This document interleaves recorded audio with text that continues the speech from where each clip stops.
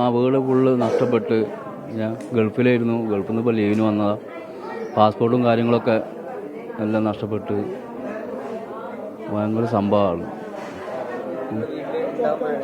അല്ല, ഞാൻ വീട്ടിൽ നിന്ന് വേറെ ഉമ്മാൻ്റെ അനിയത്തിൻ്റെ വീട്ടിൽ മാറിയതാണ്. അവിടെ പോയി നിൽക്കുമ്പോഴാണ് ഈ സംഭവം ഉണ്ടായത്. മക്കളെല്ലാവരും സേഫ്റ്റിയാണ്. വീടൊരു പുഴവക്കത്താണ് വീട്. അപ്പോൾ ഇച്ചിരി വെള്ളം കയറിയപ്പോൾ തന്നെ എല്ലാവരും പറഞ്ഞു അവിടുന്ന് മാറിക്കോളി എന്ന് പറഞ്ഞു. അങ്ങനെ ഞങ്ങൾ എല്ലാവരും ഓടി രക്ഷപ്പെട്ടതായിരുന്നു. എല്ലാ ഇതും പോയി.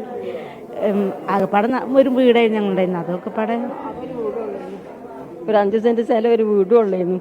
ഒരു സുഖമില്ലാത്ത ഒരാളാണ് മോന്. ഒക്കെ പോയി. ഇനി പോയി കയറി നിൽക്കാനൊരു സ്ഥലമില്ല. ജോലിക്ക് ഈ മോനെ ഈ കുട്ടിയൊക്കെ സുഖമില്ലാത്ത കുട്ടിയാണ്. എല്ലാം പോയി.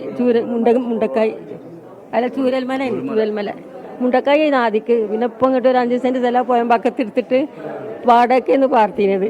ഗൾഫിലായിരുന്നു കാര്യമില്ല. ഓന് കാലിയേറ്റും സുഖമില്ല. എന്നിട്ട് അവിടെ നിന്ന് വന്നതാ കാലിയേറ്റ് സുഖമില്ലാതായിട്ട്.